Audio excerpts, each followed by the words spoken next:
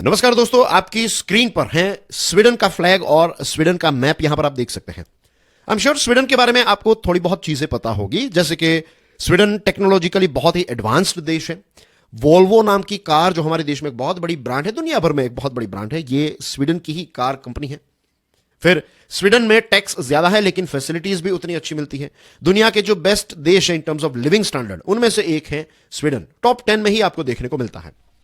और स्वीडन के लोग जो हैं वो भी काफी इंटेलिजेंट माने जाते हैं। नोबेल पुरस्कार के कंट्रीब्यूशन में अगर आप देखेंगे, गिनीज वर्ल्ड रिकॉर्ड के कंट्रीब्यूशन में देखेंगे, तो एक लंबा लिस्ट जो है वो स्वीडिश लोगों का रहता है। और स्वीडन जो है वो एक बहुत ही पीसफुल कंट्री है, इज़न्ट इट? लेकिन अब दोस्तों चीजें हमेशा हमेशा के लिए चेंज होने वाली है। जी हां, एक बहुत बड़ी वार्निंग आ रही है। वार्निंग यह है कि आने वाले समय में स्वीडन और रशिया के बीच में युद्ध की शुरुआत हो सकती है। जी हां, this is a very very serious topic that we are going to talk about today, right? इसकी सारी डिटेल्स को देखेंगे दोस्तों। सबसे पहले तो we will start with Sweden के मैप से, राइट? तो as you can see on your screen, यहां पर है पूरे यूरोप का map. Let me change the colour of the pen, let's use the black one.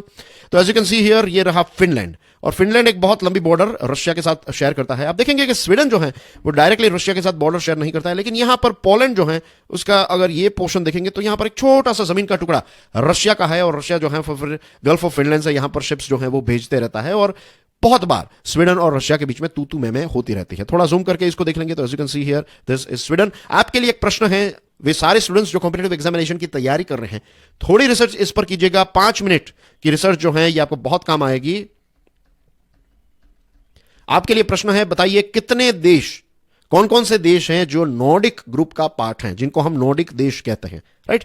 ये आंकड़ा नहीं मांग रहा हूं, उनका नाम मांग रहा हूं। ये नाम जो है वो आपको कमेंट सेक्शन में प्रोवाइड करना है। हो सकता है कि किसी दूसरे स्टूडेंट ने ऑलरेडी वो आंसर प्रोवाइड कर दिया हो, दैट्स फाइन। आप कॉपी पेस्ट मत कीजिएगा। मैं चाहता हूं कि आप टाइप करके आंसर को लिखिए, राइट? अगर स्वीडन उसका पार्ट है तो राइट डाउन SWEDEN स्वीडन। उसके बाद जो भी दूसरा देश है उसका नाम टाइप कीजिए, राइट?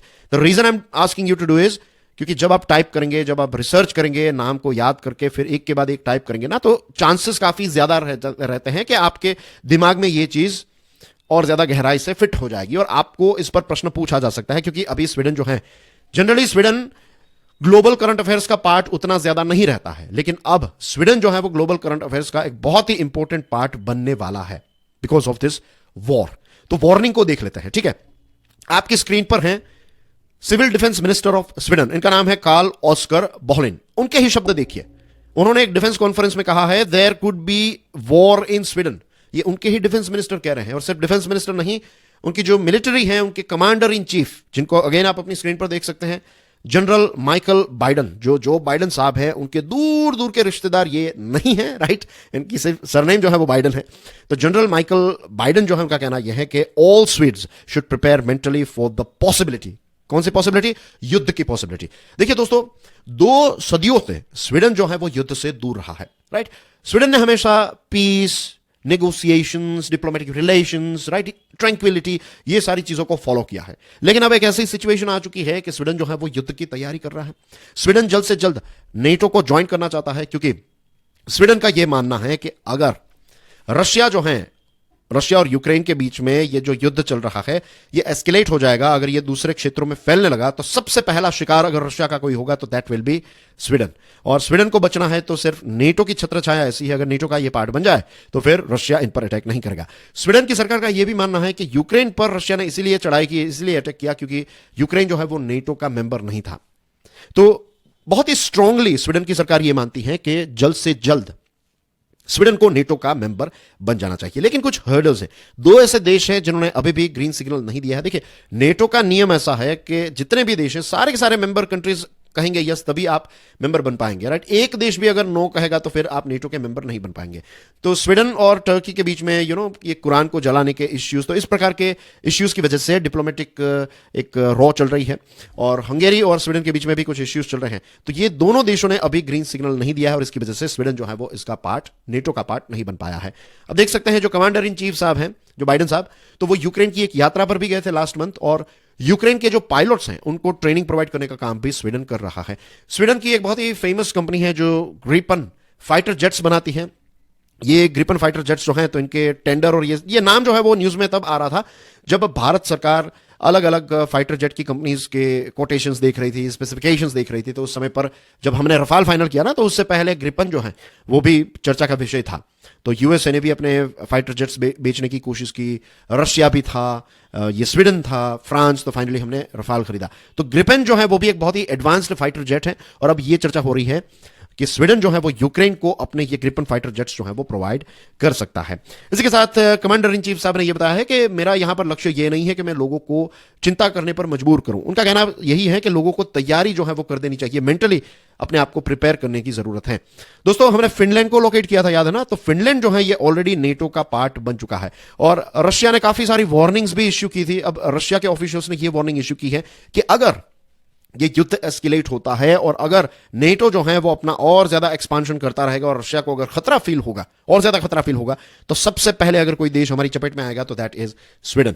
स्वीडन के डिफेंस मिनिस्टर ने भी ये कहा कि मैं ये नहीं चाहता हूं कि लोग जो है वो अपनी रातों की नींद गवा दें, लेकिन उनका कहना यह है कि ये अवेयरनेस डेफिनेटली सारे सिटीजन के अंदर होनी चाहिए, स्वीडन के सिटीजन के अंदर होनी चाहिए कि कभी भी युद्ध जो है वो फ्यूचर में हो सकता है। और जो डिफेंस मिनिस्टर हैं उन्होंने लोकल अथॉरिटीज, इमरजेंसी प्लानर्स और जो इंडिविजुअल्स हैं उनको कहा है कि अपने अपने लेवल की तैयारी आप स्टार्ट कर दीजिए। और अब देखिए, पिछले कई समय से तैयारी जो है वो स्वीडन कर रहा है।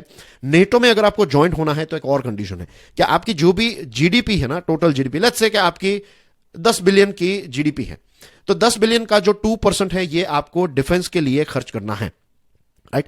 तो ये कंडीशन जो है वो भी 2024 में ये जो स्वीडन है वो अचीव कर लेगा, ऐसा उनके प्राइम मिनिस्टर साहब ने कहा है। उल्फ क्रिस्टनसन जो है उन्होंने ये कहा है कि हम 2% अचीव कर लेंगे। तो यू कैन सी कि बहुत ही एग्रेसिवली कोशिश हो रही है स्वीडन के द्वारा कि वो जल्द से जल्द नेटो का मेंबर बन जाए, उनको नेटो की मेंबरशिप मिल जाए, राइट?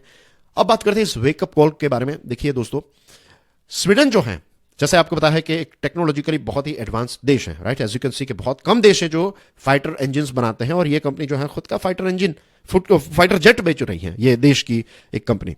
तो एक चीज आप समझ लीजिए, this is a very very important understanding.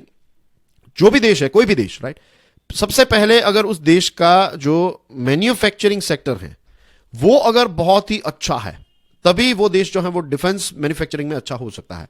It cannot be other way around. ऐसा नहीं होगा कि आप डिफेंस में अच्छे होंगे और उसकी वजह से मैन्युफैक्चरिंग में अच्छे हो, नहीं।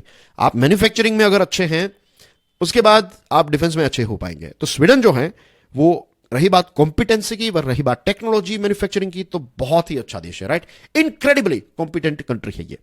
लेकिन स्वीडन का एक ही प्रॉब्लम है, दैट इज स्केल। उनके पास उतनी क्वांटिटी नहीं है। टेक्नोलॉजी और प्रोडक्ट्स और सारी चीजें अच्छी हैं, लेकिन क्वांटिटी वाइज वो थोड़े पीछे रहते हैं। डिफेंस स्पेशलिस्ट हैं ऑस्कर जॉनसन, उनका भी यह कहना है कि मिस्टर बोहलिन ने जो कहा, ये जो सोसाइटी एंड डिफेंस कॉन्फ्रेंस जो हुई, तो इस कॉन्फ्रेंस में जो डिफेंस मिनिस्टर हैं उन्होंने ये कहा कि एक चीज जिसकी वजह से मिस्टर बोहलिन, डिफेंस मिनिस्टर साहब को रात को नींद नहीं आती है, दैट इज कि जिस प्रकार से चीजें आगे बढ़नी चाहिए, जिस क्वांटिटी में हमें प्रोडक्शन करना चाहिए, जितने हथियार, जितनी तैयारी हमारी होनी चाहिए, उतनी तैयारी हमारी नहीं है। ये बात जो है वो डिफेंस मिनिस्टर को चिंतित कर रही है। ऑस्कर जॉनसन साहब जो हैं, जो स्वीडिश डिफेंस यूनिवर्सिटी के स्पेशलिस्ट हैं, उनका कहना यह है कि 3 पॉसिबिलिटीज हैं। वॉर होने के पीछे 3 बड़े रीजंस हैं। एक है कि रशिया और यूक्रेन का युद्ध जब जो खत्म हो जाएगा, जब भी खत्म हो जाए, तो उसके बाद रशिया जो है उसका टारगेट स्वीडन हो सकता है, या फिर ऐसा भी हो सकता है कि युद्ध जो है ये एस्केलेट हो जाए। दूसरी चीज कि रशिया जो है अपनी आर्मी को फिर से रीबिल्ड करे, रीआर्म करें, और फिर एक नई फोर्स से, एक नई ताकत से स्वीडन पर चढ़ाई कर दे। और तीसरी चीज ये भी हो सकती है कि यूएसए जो है वो अपना मिलिट्री सपोर्ट यूरोप को देना बंद कर दे। फॉर एग्जांपल, अगर ट्रंप साहब की विचारधारा वाली कोई सरकार यूएसए में आ जाती है, क्योंकि यूएसए में भी 2024 में प्रेसिडेंशियल इलेक्शन है, तो लेट्स से अगर ट्रंप ही वापस आ जाते हैं, तो ट्रंप साहब कह देंगे कि भाई हम आपको मुफ्त में कोई सेवा प्रोवाइड नहीं करेंगे, आप 2% जो कंट्रीब्यूशन देना है वो कंट्रीब्यूशन दीजिए नेटो में, तभी आपको यूएसए की छत्रछाया मिलेगी। तो देखिए, ऑस्कर जॉनसन साहब ने ये 3 पॉसिबिलिटीज जो बताई ना, उसके बारे में उन्होंने कहा कि all of which were within the realms of possibility.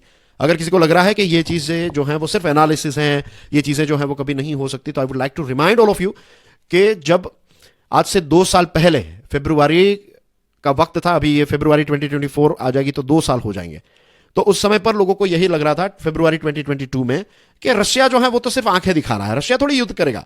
ऐसे समय में किसी को युद्ध जो है वो परवड़ेगा नहीं, it's not affordable, it's not sustainable, ये सारी चीजें हो रही थी। और अचानक रशिया ने हमला जो है वो यूक्रेन पर कर दिया, और आज देखिए बताया जा रहा था कि 7 दिनों के अंदर, 1 महीने के अंदर ये युद्ध खत्म हो जाएगा। अभी 2 साल इस युद्ध को होने को है। So we cannot underestimate, ये जो वार्निंग्स हैं ये काफी सीरियस वार्निंग्स हैं। दूसरे यूरोपियन देशों का भी यही कैलकुलेशन है। यूक्रेन के प्रेसिडेंट वोलोदिमीर जेलेंस्की ने यह कहा कि ये सारे लाइक माइंडेड देश जो हैं उनको मिलकर जॉइंट में वेपन्स को मैन्युफैक्चर करना चाहिए and let's get strong together, ऐसा उन्होंने कहा है। फिर जो पोलैंड के नेशनल सिक्योरिटी ब्यूरो के चीफ हैं जैक सिविएरा, उनका कहना यह है कि आने वाले 3 सालों के अंदर अंदर, खास करके नेटो के जो ईस्टर्न कंट्रीज हैं उनको 3 सालों के अंदर पूरी प्रिपेयर्डनेस जो है वो करनी है। अगर इसमें हम ऐसे लेजी रहे या फिर टाइम पर अगर हमने ये सारी चीजें नहीं की तो फ्यूचर जो है वो बहुत ही डार्क हो सकता है। और ये जो बीबीएन के चीफ हैं, पोलैंड के जो नेशनल सिक्योरिटी ब्यूरो के चीफ हैं, उन्होंने ये भी कहा कि जर्मनी और नेटो का ये मानना है कि आने वाले 6 सालों के अंदर तैयारी हो जाएगी। तो 6 साल जो है दिस इज टू ऑप्टिमिस्टिक। उन्होंने कहा कि इतना वक्त हमारे पास नहीं है। अगर आज हम तैयारी कर सकते हैं then we should not leave it for tomorrow, कि कल पर इसको नहीं छोड़ना चाहिए। तो चीजें जो हैं वो काफी ज्यादा सीवियर और काफी ज्यादा सीरियस है when it comes to Sweden, right. Sweden एक बहुत नए लेवल पर, एक नई अवेयरनेस के साथ, एक नए विजिलेंस के साथ यू कैन से तैयारी कर रहा है and this is a very very serious matter. अभी तक क्या था कि स्वीडन जो है वो उतना ज्यादा जियोपॉलिटिक्स का पार्ट नहीं रहता था, लेकिन मुझे लग रहा है कि अब स्वीडन के बारे में बहुत सारी चर्चाएं जो है वो हमें देखने को मिलती रहेगी। With this dear friends we have launched limitless leadership programme. ये प्रोग्राम मेरे द्वारा ही डिजाइन किया गया है। डेमो लेक्चर्स अवेलेबल हैं, आप इस कोर्स को स्टडी ग्लोस के मोबाइल ऐप से अवेल कर सकते हैं। याद रखिए, हमारे जीवन के जितने भी सपने हैं, जितने भी टारगेट्स, गोल्स हैं, विजन है, उनको अचीव करने के लिए अगर एक ऐसी कोई क्वालिटी है जो हम सबको चाहिए, इसके बिना हम आगे नहीं बढ़ सकते, तो दैट इज लीडरशिप की क्वालिटी। और ये लिमिटलेस लीडरशिप प्रोग्राम डिजाइन ही ऐसा किया गया है कि आप बेसिक्स को समझेंगे, फिर एडवांस लेवल की चीजों को समझेंगे when it comes to leadership. और इतना ही नहीं, आपको कैसे एक्शंस लेनी है, कौन कौन से रिचुअल्स फॉलो करने हैं to unlock and to upgrade your leadership qualities, ये सारी चीजें आपको इस कोर्स में सीखने को मिलेगी। Thank you very much. This is Prashant Mawani. I am signing off for now. God bless you all. Jai Hind.